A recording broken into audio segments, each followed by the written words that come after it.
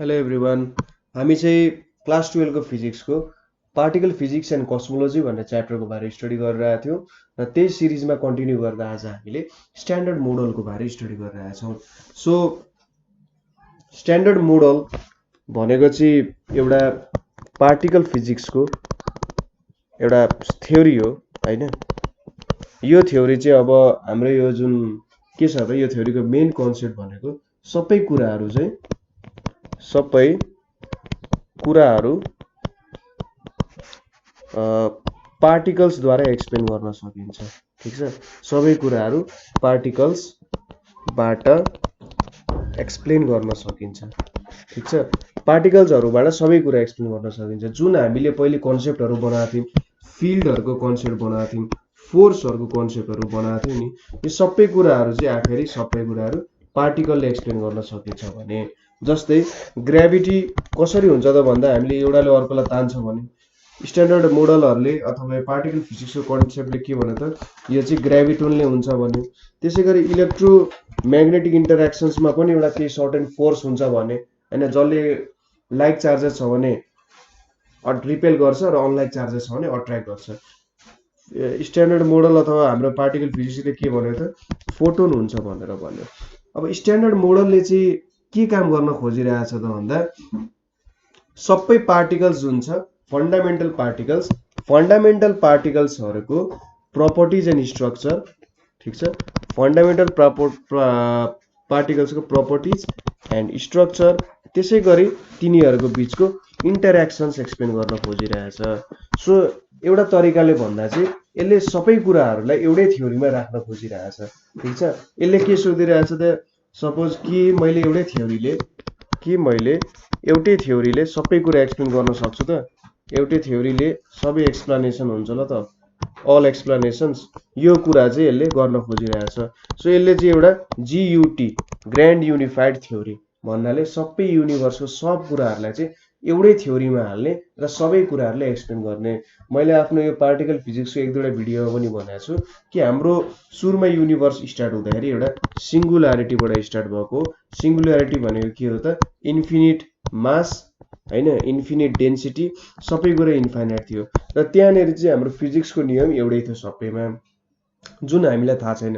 अहिले हामीले बनाएको फिजिक्सको नियम सबै त्यहाँनिर गएर ब्रेक हुन्छ र बिस्तारै जब युनिभर्स फैलिँदै गयो त्यसपछि मात्रै हामीले आफ्नो फिजिक्सको नियम दिन सक्यौँ।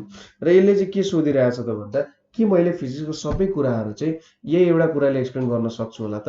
मैले सबै कुराको लागि छुट्टा छुट्टै पार्टिकल बनाएँ, फोर्सको लागि छुट्टै पार्टिकलहरू बनाएँ र जुन विभिन्न प्रकारको पार्टिकलहरू छ त्यसको लागि छुट्टै पार्टिकलहरू बनाएँ भने के मैले मेरो फिजिक्स एक्सप्लेन गर्न सक्छु त भनेर आएको थ्योरी चाहिँ के हो त, स्ट्यान्डर्ड मोडल हो है।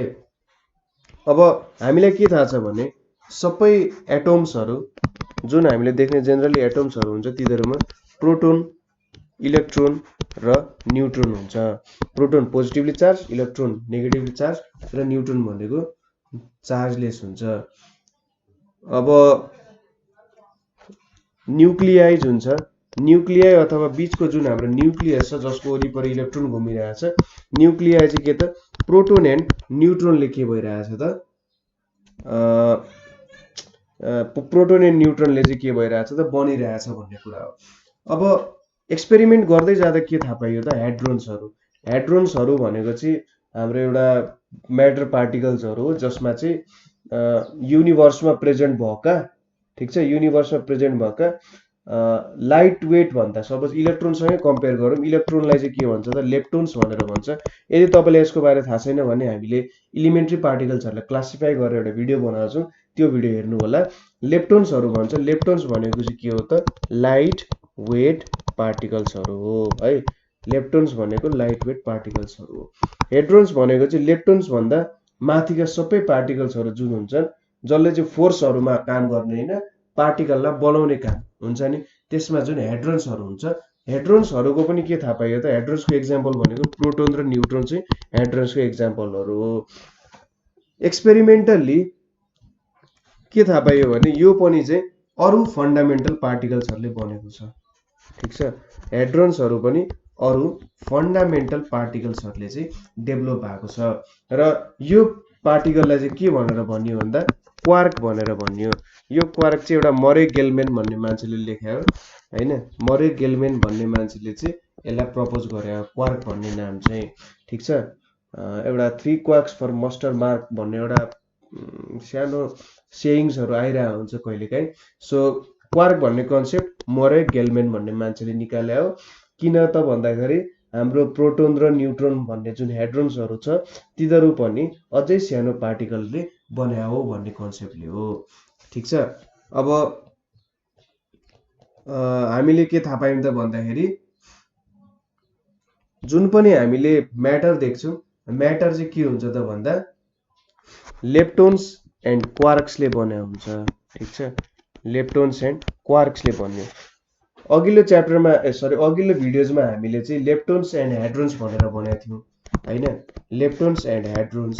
अब हेड्रोन्समा पनि के थियो त मेसोन्स एन्ड बेरियन्स भनेर थियो है। अब के थाहा पाइयो त भन्दा हेड्रोन्स आफै क्वार्क्सले बन्यो हैन। सो हामीले यहाँ के भन्यौं त लेप्टोन्स र क्वार्क्सबाट चाहिँ हाम्रो युनिभर्सको सब पार्टिकलहरु बने हो भन्ने कुरा थाहा पाइयो। र यिनीहरु बीच के हुन्छ त भन्दा बोसोन्सहरुले चाहिँ के गर्छ त इन्टरेक्सन गर्छ फोर्सको। बोसोन भनेको के हो त हाम्रो फोर्स क्यारिङ पार्टिकलहरु, ठीक छ। फोर्स क्यारिङ पार्टिकलहरुलाई चाहिँ के भन्छ त बोसोन भन्छ। जस्तै फोटोन एउटा बोसोन भयो, यसले चाहिँ इलेक्ट्रोम्याग्नेटिक फोर्स क्यारी गर्छ।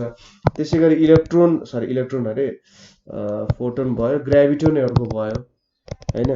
ग्राभिटोन एउटा ग्राभिटी क्यारी गर्ने अथवा ग्राभिटेशनल फोर्स क्यारी गर्ने पार्टिकल भयो। डब्लु को पोजिटिभ नेगेटिभ र जेड बोसोन भनेको चाहिँ के भयो त भन्दा इलेक्ट्रोविक फोर्स क्यारी गर्ने। इलेक्ट्रोविक फोर्सले के गर्छ त बिटा डिके गराउने काम गर्छ है। त्यसैगरी अर्को भनेको ग्लुओन्सहरु छ। ग्लुओन्सहरुले चाहिँ के गर्छ त स्ट्रङ फोर्स क्यारी गर्ने काम गर्छ। सो लेप्टोन्स र क्वार्क्स हुन्छ हाम्रो म्याटर पार्टिकल बनाउने र यिनीहरु म्याटर बीचको इन्टरेक्सन गराउन चाहिँ के हुन्छ त बोसोन्सहरु हुन्छ भनेर चाहिँ यो थ्योरी निकाले यिनले हैन। थ्योरी निकाले भन्दा यो जस धेरैवटा साइन्टिस्टको प्रयत्नबाट निक्लेको थ्योरी हो। एकदमै धेरै एक्सपेरिमेन्ट पनि गर्नु पर्यो त्यसको लागि। कति धेरै ठुलठुलो लागतहरु भएको छ, कति ठुलठुलो टनेलहरु बनाएको छ। तपाईले यसको लागि रिसर्च गर्न सक्नुहुन्छ पार्टिकल एक्सेलरेटर भन्ने कुरामा हैन, एक्सेलरेटर।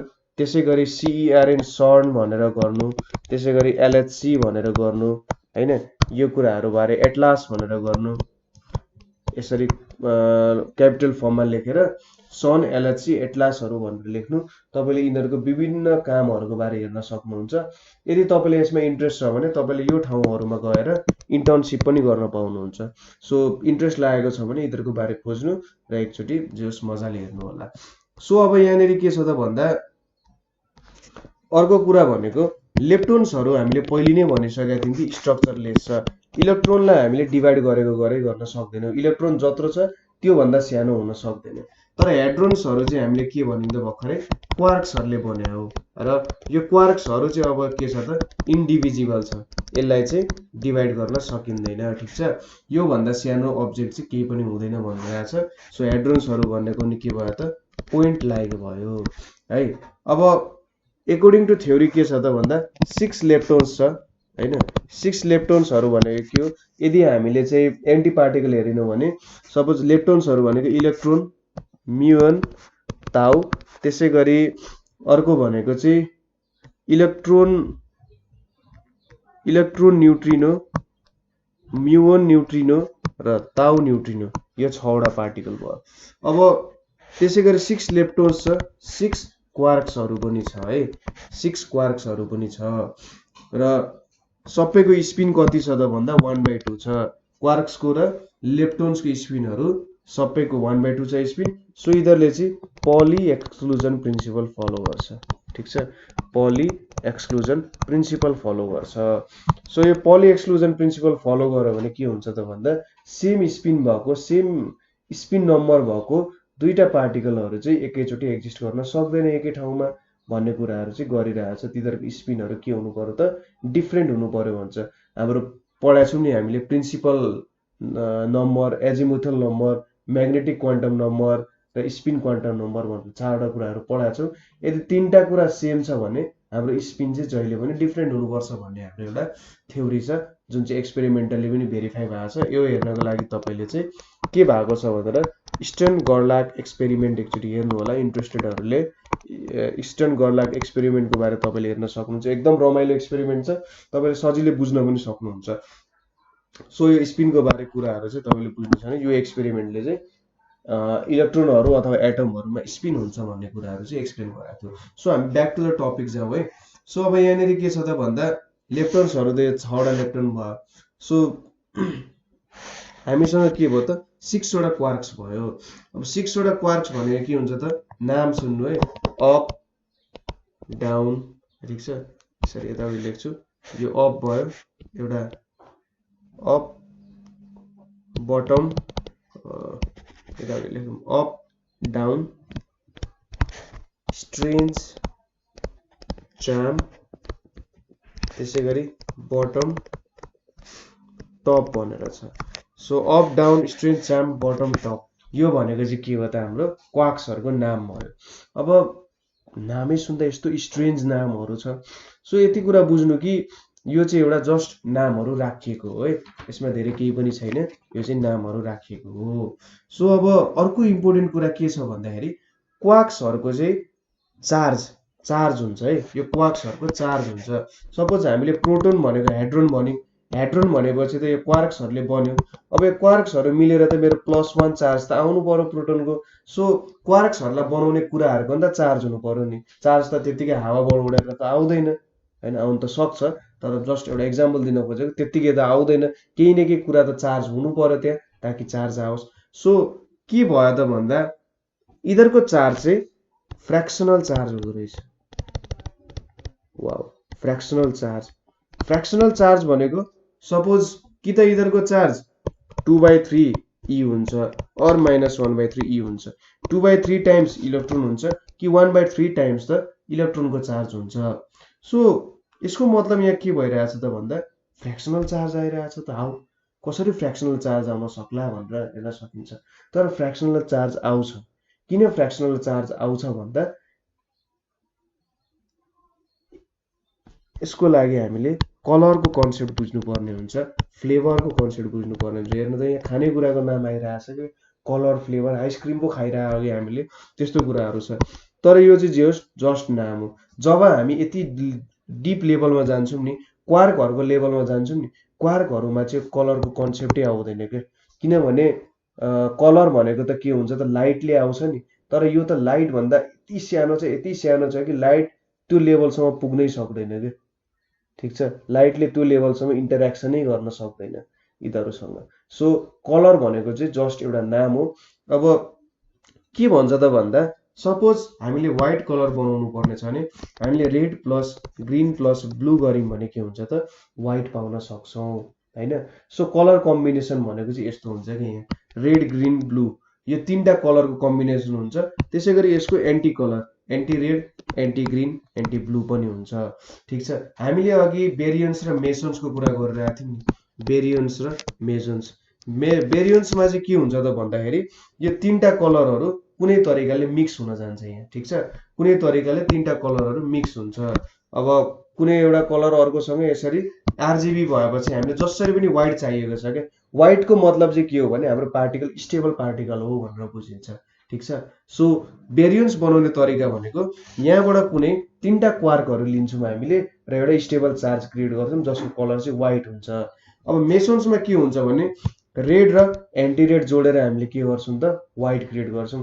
कलर र त्यसको एन्टी कलर जोड्यो भने पनि के हुन्छ त, त्यसले हामीले के दिन्छ त, व्हाइट कलर दिने गर्छ, ठिक छ।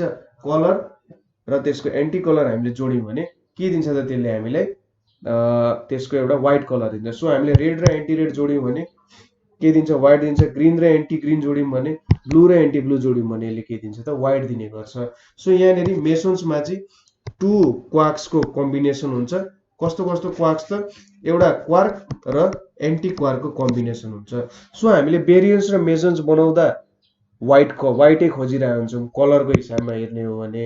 तर के हुन्छ त भन्दा एउटामा चाहिँ आरजीबी जोडेर गराउँछौँ, अर्कोमा चाहिँ कलर र त्यसको कम्प्लिमेन्टरी कलर के छ त्यो कुरा हेरेर हामी के गर्छौँ त, यहाँनिर कम्बाइन गर्छौँ। सो अब यहाँनिर हामीले चार्जहरू लेख्नु पर्ने हुन्छ, अप डाउन, अनि त्यसपछि स्ट्रेन्ज चार्म है, up down strange charm, bottom top. अब यो कुराहरु हामीसँग छ। अब यिनीहरुको चार्ज हेर्नु है। सपोज अपको चार्ज भनेको अब यहाँनेरि सबै इलेक्ट्रोनको चार्ज छ भने +2/3 E हुन्छ अपको हैन। त्यसैगरी चार्मको पनि +2/3 E हुन्छ, 2/3 E हुन्छ। त्यसैगरी टपको 2/3 E हुन्छ। ठीक छ, यो कुरा तीनटाको 2/3 E हुन्छ। र यतापटि जुन छ स्ट्रेन्जको -E/3, बटमको -E/3, डाउनको पनि -E/3 हुन्छ है। सो अप, चार्म, टप कुरा भयो। अब सपोज हामीले प्रोटोन बनाउनु पर्ने छ अरे। प्रोटोन भनेको त के हुन्छ, त्यसको टोटल चार्ज +1 छ। टोटल चार्ज बनाउनु छ भने यहाँनेरि के हुन्छ त, दुईटा अप र एउटा डाउन जोडिन्छ। हेर्नु है, दुईटा अप जोडिँदा 2/3 + 2/3 -1/3 भयो। यसको मतलब 4 - 1/3 = 3/3 = 1 +1 आउने भयो नि। सो यसले के बुझाइरहेछ त, प्रोटोन भनेको दुईटा अप क्वार्क र एउटा डाउन क्वार्क मिलेर बनेको हुन्छ। अब न्यूट्रोनलाई हेर्नु पर्यो भने न्यूट्रोन चाहिँ कसरी बनाउन सकिन्छ होला त भन्दा UDD, एउटा अप क्वार्क अरु दुईटा डाउन क्वार्क गऱ्यो भने के हुन्छ त भन्दा सपोज 2/3 - 1/3 - 1/3 भनेको कति हुन्छ त 2 - 2/3 = 0 हुन्छ। अब अरु कम्बिनेसन गरेर पनि मिलाउन सकिन्छ, तर अब यो एकदमै धेरै डेप्थमा जान्छ र यसको बारे तपाईले मलाई कमेन्टमा सेक्सनमा सोध्न सक्नुहुन्छ। म यसको सेपरेट भिडियो बनाइदिन्छु, किनभने यहाँ भन्दा बेसी गर्न थाल्यो भने चाहिँ अब एकदम डेप्थमा जानुपर्ने हुन्छ mathematically plus theoretical point of भ्यूमा पनि। किन यहाँ अप डाउन डाउनै भयो, अरु पनि त लिन सकिन्थ्यो होला। सपोज मैले चार्म स्ट्रेन्ज यहाँनेरि मैले के चार्म स्ट्रेन्ज लिन सक्दिनँ थिएँ। 2/3 छ, -E/3 छ। सो यहाँबाट के थाहा पाइन्छ त भन्दाखेरि किन लिन सकिँदैन होला भन्ने कुराहरु चाहिँ डेप्थमा जानुपर्ने हुन्छ। यसको लागि यो कन्सेप्ट जति हामीले स्ट्रङ देखिरहेछौँ त्यति नै यो कन्सेप्ट भित्र कुरा गरिरहेछ र त्यति नै बुझ्न गाह्रो पनि हुन्छ। ठीक छ। सो यो चार्ज जुन छ नि यसलाई चाहिँ के भनेर भन्छ त, कलर चार्ज भनेर भन्छ है। यो जुन हामी चार्जहरु दिइरहेछौँ यो फ्र्याक्सनल चार्जहरु, यो फ्र्याक्सनल चार्जहरुले चाहिँ के गर्छ त कलर चार्ज दिइरहेछ। र इलेक्ट्रिक चार्ज जस्तै इलेक्ट्रोम्याग्नेटिक इन्टरेक्सनमा जस्तो चार्ज हुन्छ यिनीहरुले पनि यहाँनेरि त्यही रोल खेलिरहेको हुन्छ। सो अब यहाँनेरि किन सर्टेन कम्बिनेसन अकर हुन्छ भनेर हेर्दाखेरि यो RGB हो त्यो कलरहरुको बारेमा चाहिँ हामीले हेर्नुपर्ने हुन्छ। अब स्टेबिलिटीको कुरा आउँछ। मैले अघि भन्दै थिएँ अलि डेप्थमा छिर्नुपर्छ। के हुन्छ अलिकति भनिदिन्छु म।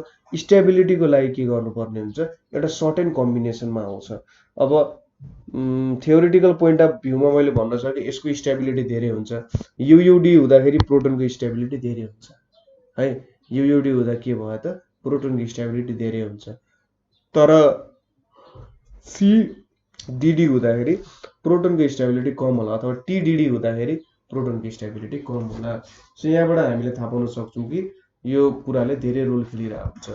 अब यति कुरा बुझिसकेपछि हामीले क्वार्क्सहरुलाई चाहिँ के हुन्छ त भन्दा स्ट्रोङर कलर फोर्सले होल्ड गरिरहेको हुन्छ। ठीक छ, क्वार्कहरुलाई चाहिँ स्ट्रोङर कलर फोर्स हामी जुन ग्लुओन्सहरु भनेर पढिरहेको थियौं त्यो कुराले होल्ड गरिरहेको हुन्छ हैन।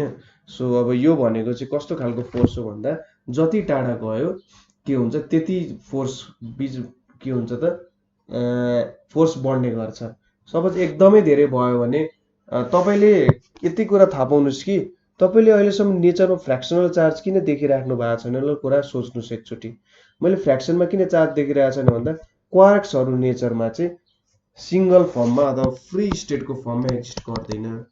किन गर्दैन त भन्दा सपोज यसरी दुईटा क्वार्कहरु छन् अरे है, यहाँनेरि दुईटा क्वार्कहरु छन्। अब यिनीहरुको बीच एकदमै धेरै इन्टरेक्सन बढ्यो अरे। ठीक छ, एकदमै धेरै इन्टरेक्सन बढेर के भयो त भन्दा एकदमै फोर्स चाहिँ तन्क्यो अरे। मैले यसलाई सेतोले बनाउनु पर्थ्यो होला, ल यसरी सेतोले बनाए। एकदमै फोर्स तन्क्यो भने के हुन्छ त भन्दा यिनीहरु फेरि अन्तिममा यहाँनेरि एउटा यो आयो, यहाँनेरि यो आयो, फेरि यतापट्टि यो आयो र फेरि यता दुईटा यसरी छुट्टिन नि सक्छ नि। यिनीहरुको त्यस्तो प्रपर्टी पनि हुन्छ। सो यो कुराहरुले हामीले के बुझ्नु पर्यो भन्दा क्वार्क्सहरू चाहिँ नेचरमा कहिले पनि सिंगल फर्ममा अथवा फ्री स्टेटको फर्ममा आउँदैन। त्यो भएर हामीले चाहिँ के हुन्छ त यिनीहरूलाई बाहिर देख्न सकिरहेको हुँदैनौँ है, यो कुराहरू छ। सो यहाँनिर हामीले बुझ्यौँ होला क्वार्क भनेको के हो, क्वार्क कम्बिनेसन कसरी गर्न सकिन्छ हैन। अब तपाईलाई अरू केही कुराहरूको बारे बुझ्न मन छ भने अथवा कुनै टपिकको बारे तपाईले बुझ्नु भएको छैन भने एकचोटि हामीलाई कमेन्ट गर्न सक्नुहुन्छ र त्यो टपिकको बारे अझै राम्रो एक्सप्लेनेसन ल्याएर तपाईले बुझ्ने भाषामा हामी बनाउँदैछौँ। हामीले अरू विभिन्न भिडियोजहरू पनि बनाइरहेछौँ। फिजिक्सको त यो भइहाल्यो 12को, हामी फिजिक्सको त्यसपछि म्याथहरूको बनाइरहेछौँ, केमिस्ट्रीको भिडियोहरू बनाइरहेछौँ, नेपालीको भिडियो बनाइरहेछौँ। सो त्यो भिडियोजहरूमा पनि एकचोटि भिजिट गर्नु होला। आशा छ त्यो भिडियोजहरूले तपाईँलाई हेल्प गर्छ। सो आजको लागि यति नै। Thank you for watching.